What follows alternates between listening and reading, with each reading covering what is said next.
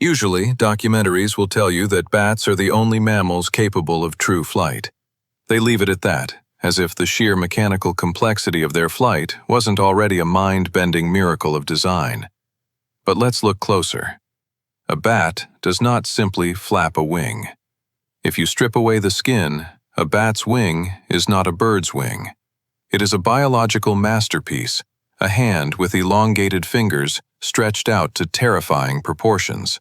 While a bird's wing is a relatively stiff appendage, the bat's wing is a feat of engineering, containing over 40 active joints that allow for unparalleled aerial maneuverability. But here is the premium fact that changes everything. Unlike birds, whose feathers are essentially dead tissue, a bat's flight membrane is alive. It is a highly sensitive, living organ. The skin of their wings is densely studded with Merkel cells, the exact same microscopic touch receptors you have on the tips of your fingers. When a bat flies in the dark, it isn't just catching the wind. It is literally feeling the air. It senses every microscopic change in air pressure, humidity, and turbulence, adjusting the shape of its hand wing in milliseconds. A bird flies. A bat swims through the night sky with the tactile, surgical precision of a concert pianist. If you ask any school teacher or open any encyclopedia to find the fastest mammal on planet Earth, the answer is always the same: the cheetah. A magnificent cat sprinting at 70 miles per hour across the African savanna. Forget the cheetah. The cheetah has been dethroned. In 2016, researchers at the Max Planck Institute attached microscopic aerodynamic trackers to a species known as the Brazilian free-tailed bat. What they discovered completely shattered the scientific record books. In level, horizontal flight, the Brazilian free-tailed bat reaches speeds exceeding 100 miles per hour. That is, over 160 kilometers per hour. We are not talking about a falcon utilizing gravity to go into a steep dive. We are not talking about an animal being pushed by a heavy tailwind. This is a tiny, furry mammal achieving highway speed limit violations using nothing but pure, unadulterated muscle power. A cheetah is a slave to gravity and friction. It needs flat ground and perfect conditions, and it runs out of breath in 30 seconds. The bat operates in 3 dimensions, fighting wind shear and updrafts in the dark, and maintains its speed over vast distances. It is the absolute, undisputed speed champion of the mammalian world. To navigate this high-speed, pitch-black world, bats use echolocation. We all know this. They scream into the dark, listen for the echo, and map their surroundings. It sounds simple, until you look at the math. To understand their resolution, imagine standing in a pitch-black football field and locating a single mosquito by yelling at it. Not only do bats find it, they know exactly what direction it's flying, how fast it's flapping its wings, and whether it's a juicy moth or a bitter-tasting beetle, all from a bouncing sound wave.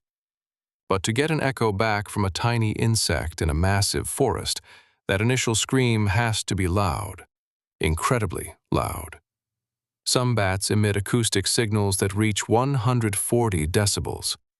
To put that in perspective, 140 decibels is the exact acoustic threshold of a military jet engine at takeoff. It is louder than a shotgun blast. It is louder than an ambulance siren right next to your ear. So here is the paradox. How does an animal the size of a mouse scream louder than a shotgun, up to 130 times a second, without completely blowing out its own eardrums and permanently deafening itself? Inside the bat's middle ear are microscopic muscles, including the stapedius. Exactly 1 millisecond before the bat emits its 140 decibel scream, these muscles violently contract, acting as a heavy-duty biological shock absorber. They literally lock the delicate bones of the inner ear in place, temporarily paralyzing them so they cannot vibrate. The bat essentially renders itself totally deaf. The scream leaves its mouth, and a millisecond later, the muscles relax, the ear bones are released, and the bat's hearing is turned back on just in time to catch the faint, returning echo. It goes deaf and regains its hearing over 100 times every single second. It is a biological strobe light of sound. Because their sonar is so advanced, bats aren't just using it to find bugs. They are using it to wage cyber warfare against each other. Imagine two bats hunting in the same airspace. One bat locks its sonar onto a fat, juicy moth. It moves in for the kill. The second bat sees this and decides it wants the moth for itself. The second bat doesn't try to fly faster. It uses electronic warfare. The second bat will emit a highly specialized, targeted acoustic signal whose frequency perfectly overlaps with the echo the first bat is listening for. This isn't a random screech. It's a calculated, mathematical frequency sweep designed specifically to blind their opponent at the exact millisecond before the kill. It is an acoustic jamming signal. It literally scrambles the first bat's radar, feeding it false data, causing it to miss the moth by inches in mid-air. Millions of years before the United States military invented radar jamming technology for fighter jets, the bat was already mastering acoustic cyber warfare in your backyard. The sky above your house isn't a peaceful sanctuary. It's a theater of advanced electronic combat. Because of their bizarre biology, bats have earned a dark reputation. They are famously known as vectors for disease, and it is true. Bats are the natural reservoir for some of the most horrifying viruses known to humanity: rabies, Ebola, Marburg, and SARS. But this is where documentaries get it wrong. The terrifying part isn't that bats carry these viruses. The terrifying, miraculous fact is that bats do not die from them.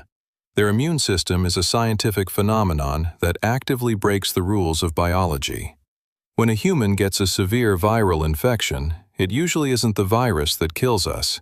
It is our own immune system overreacting, creating massive, destructive inflammation known as a cytokine storm. But bats have made a deal with death. Because flight requires so much energy, a bat's internal body temperature skyrockets every time it takes to the air, easily reaching 104 degrees Fahrenheit. Every single night, the bat mimics a severe, high-grade fever. To a virus, a bat's body is a nightmare environment. The intense heat of daily flight acts like a biological crucible, forcing viruses to become tougher and more resilient just to survive inside the bat. To survive this daily internal fire, the bat's immune system constantly produces interferon, a powerful antiviral protein, without triggering the deadly inflammation that would kill a human. They are biological fortresses.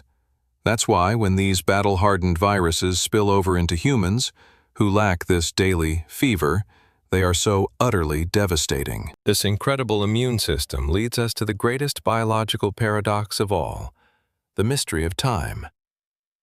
There is an ironclad rule in mammalian biology. The smaller the animal and the faster its heart beats, the shorter its lifespan. A mouse has a rapid heartbeat and lives for about 2 years. A dog lives for 15. An elephant, with its massive size and slow pulse, can live for 70 years. Then you have the bat, specifically Brandt's bat. This animal weighs just 8 grams, about the weight of 2 sugar cubes. When it flies, its heart beats a staggering 1,000 times per minute. By all the laws of biology, this creature should burn out and die in less than a year. Yet scientists have found wild Brandt's bats that are over 40 years old. Imagine a Great Dane, a massive, powerful animal. If it reaches 12 years old, it's a miracle. Now look at a creature you can hide in a teacup, living through 4 decades of winters, predators, and millions of miles of flight. If you scale that up to human proportions, taking into account body mass and metabolic rate, it is the mathematical equivalent of a human being living for 300 years. How do they cheat death? The secret lies deep within their DNA. As bats age, their telomeres, the protective caps at the end of their chromosomes, do not shrink the way ours do. Furthermore, they possess hyper-advanced cellular machinery that constantly detects and repairs mutated DNA before it turns into cancer. They don't just endure time, they actively repair the damage it causes. Scientists aren't studying bats just to learn about flight. They are studying them to find the literal cure for human aging. Of course, you cannot talk about bats without addressing the monsters of the night. The vampires. Yes, vampire bats exist. But forget the Hollywood myths. They do not turn into aristocrats with capes, and they do not suck your blood. They drink it like a cat drinking milk. Operating in the total darkness of Central and South America, the vampire bat uses advanced thermal imaging, infrared sensors located right on its nose, to detect the exact location of warm blood vessels pulsing just millimeters beneath the skin of a sleeping cow, pig, or, sometimes, a human. And they don't just fly to their victims. A vampire bat is terrifyingly agile on the ground. Using its folded wings like front legs, it can run, jump, and even gallop across the dirt like a bizarre, leathery spider to sneak up on a sleeping animal. It uses razor-sharp incisors to make a microscopic, painless incision. You won't feel it, because the bat's saliva contains a powerful, natural anesthetic. But that isn't the most amazing part. The saliva also contains a highly mutated, heavy-duty anticoagulant. Scientists actually named this chemical compound Draculin. Draculin stops the victim's blood from clotting, allowing the bat to casually lap up a meal. Today, medical researchers are synthesizing Draculin to create revolutionary drugs designed to dissolve blood clots and save human stroke victims. The ultimate cinematic monster is actively contributing to modern medicine. But the true horror, or beauty, of the vampire bat isn't how it feeds, it's how it survives its own brutal metabolism. Blood is a terrible food source. It is mostly water, lacking in fat and complex calories. Because of this, a vampire bat runs on a biological razor's edge. If a vampire bat fails to find a meal for just 48 hours, it will literally starve to death. To survive this terrifying mathematical reality, vampire bats have developed one of the most complex, mafia-like social systems in the animal kingdom. When a successful bat returns to the cave with a full stomach, it will encounter its starving neighbors. In a breathtaking display of empathy, the fed bat will physically regurgitate its own blood meal directly into the mouth of the starving bat, saving its life. But this is not a charity, it is an economy. They don't just take each other's word for it. They aggressively groom one another, physically checking their neighbor's stomach to see if they are lying about being hungry. It's a high-stakes economy built on trust, blood, and extreme audits. Bats have incredibly complex memories. If a bat receives blood on a Tuesday but refuses to share its own catch when its neighbor is starving on a Thursday, the entire colony remembers. The greedy bat is blacklisted. The next time the selfish bat is hungry, the others will watch it starve. It is a ruthless, mathematically pure example of reciprocal altruism. You pay your debts in blood, or you die alone in the dark. For the bats that survive the predators of the night, an entirely different, far more relentless enemy arrives every single year: the brutal North American winter. When the temperature plummets and the insect population is eradicated by the frost, survival becomes a ruthless game of mathematics.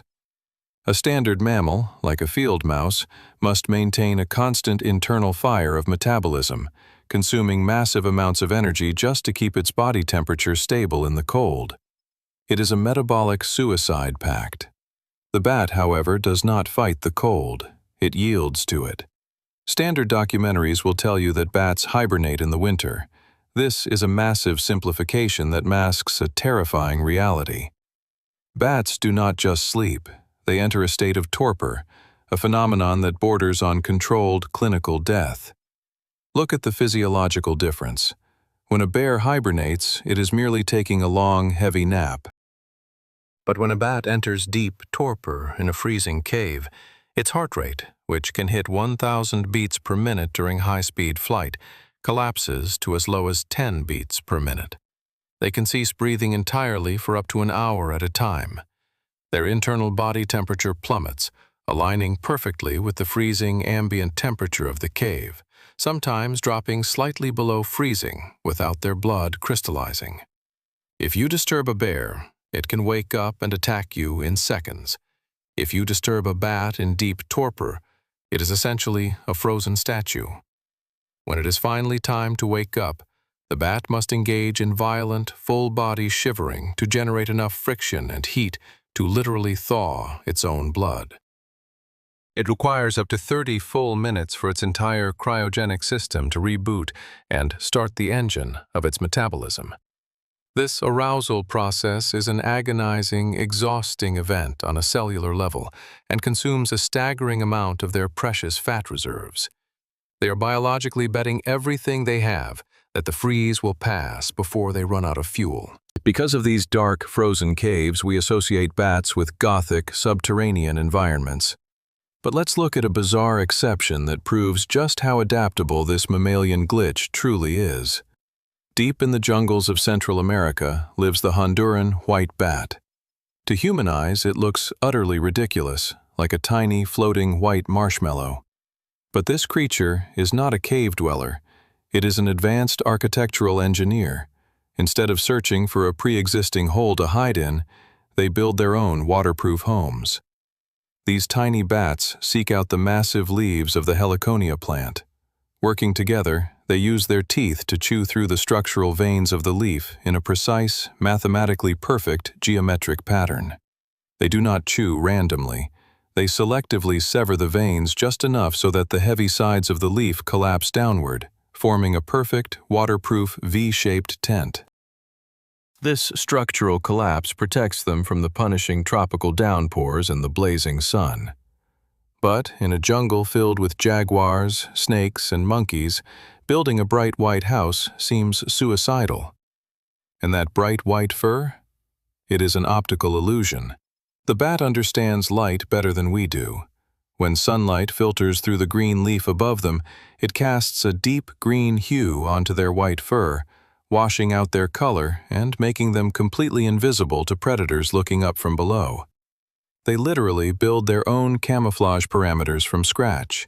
While some bats are building tents, others are propping up multi-billion-dollar agricultural industries. You have probably been told that bats pollinate flowers, but let's put that into an economic perspective you will understand at your next dinner party.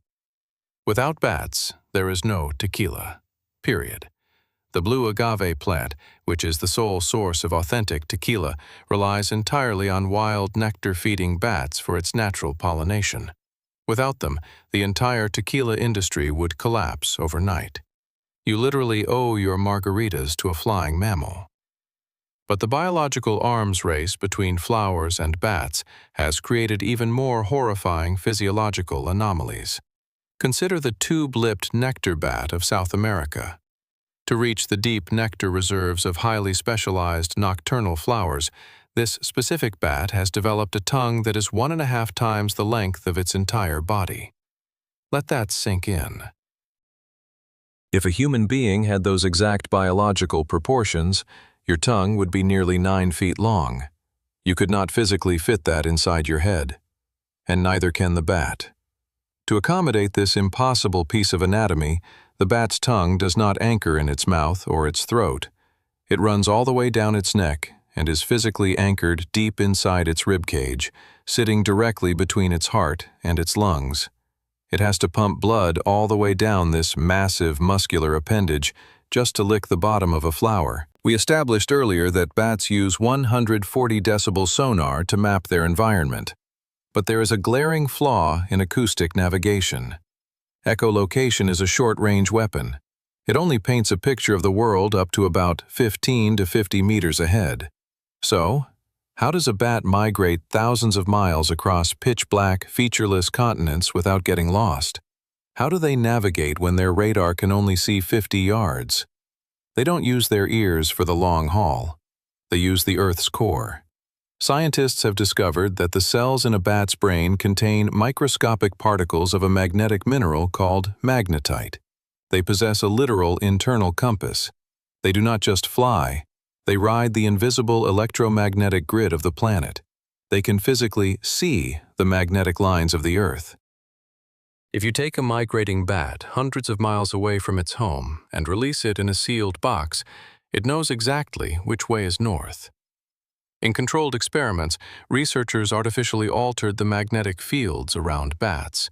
Instantly, the bats changed their flight paths, flying in the completely opposite, incorrect direction. They trust their internal biological compass more than their own eyes and ears. They are living, breathing, mammalian GPS systems. When these migrating GPS systems gather, they create spectacles that defy comprehension. If you want to see the largest concentration of mammals anywhere on the surface of the Earth, you don't go to the Serengeti to look at wildebeests. You go to Bracken Cave in Texas. This single cave is home to 20 million Mexican free-tailed bats. It is not a colony, it is a biological metropolis. Every single night, as the sun sets, a massive vortex of bats, a biological tornado so dense it actually shows up on local weather radar as a massive storm system, spirals out of the cave. They consume a staggering 140 tons of insects before dawn. And waiting for them at the mouth of the cave are dozens of hawks, picking them off in midair. But the hawks are just a minor tax. The real terror is inside. Do not let the sheer majesty of the flight fool you. Inside Bracken Cave, it is a literal vision of hell. The body heat of 20 million bats turns the cave into a suffocating oven. The decomposition of millions of tons of guano creates an atmosphere where the ammonia levels are so toxic they would instantly blind and kill a human being without a hazmat suit. And the floor is moving. The entire floor of the cave is carpeted in millions of carnivorous dermestid beetles. Mother Nature's cleanup crew does not take prisoners. If a young bat loses its grip and falls into the darkness, it does not survive. Within mere minutes, the swarming beetles will strip the bat down to a perfectly clean, white skeleton. The Bracken Cave is an engine of life, powered by an underbelly of absolute, ruthless death. Most people assume that if a bat is big, it just eats fruit. If it is small, it eats bugs. That is a comfortable, safe assumption. Now, let me introduce you to the spectral bat, also known as the false vampire bat. This is the apex predator of the night sky. It boasts a wingspan of up to 1 meter, over 3 feet wide. It has giant, dog-like fangs. And it absolutely does not eat fruit or bugs. The spectral bat is a specialized, nocturnal carnivore. It hunts sleeping birds, lizards, tree rats, and, most terrifyingly, it hunts other bats. When a spectral bat targets a smaller bat, it doesn't use echolocation because the prey would hear it coming. It switches its radar off. It uses passive listening, flying completely blind and silent, hunting purely by the faint sound of its victim's wings. Operating in complete silence, it drops from the canopy, wrapping its massive leathery wings around its victim to trap them. Then, with a bite force that rivals the big cat's, it crushes the skull of its prey with a brutality that would make a jaguar proud. It is the undisputed king of the canopy, a cannibalistic giant that owns the dark. You have seen the speed, the cyber warfare, the cryogenic freezing, and the giant cannibals. The bat is an untouchable biological fortress, and yet this fortress is currently collapsing. For decades, the bat has served as the invisible shield of the American economy. By wiping out agricultural pests night after night, wild bats save United States farmers an estimated $3 to $53 billion every single year. They are the ultimate, free, organic pesticide. If they disappear, the mosquito populations will explode, carrying West Nile and Zika. Agricultural pests will decimate crops, forcing farmers to dump millions of tons of toxic, artificial pesticides onto the food you eat. But right now, they are facing an apocalyptic threat. It is not a predator, and it is not a loss of habitat. It is a microscopic, cold-loving fungus known as white nose syndrome. This fungus infiltrates the caves while the bats are in their deep, cryogenic torpor. The fungus irritates their skin, forcing the bats to wake up in the dead of winter. As we learned, Rebooting from torpor requires violent shivering and burns a massive amount of fat. By waking up repeatedly to fight the fungus, the bats burn through their entire winter energy supply. They fly out into the freezing snow, desperately searching for insects that do not exist, and they drop dead from absolute starvation. Millions of bats are vanishing. The ultimate mammalian anomaly, the creature that conquered the sky, engineered sonar, and cheated the aging process, is being eradicated by a simple fungus. The bat isn't just a fascinating glitch of nature, it is the load-bearing pillar of the American ecosystem. The next time you walk out into your yard at night and enjoy a mosquito-free evening, look up. Appreciate the silent war being fought on your behalf. Because humanity is rapidly losing its greatest, most misunderstood, invisible bodyguard.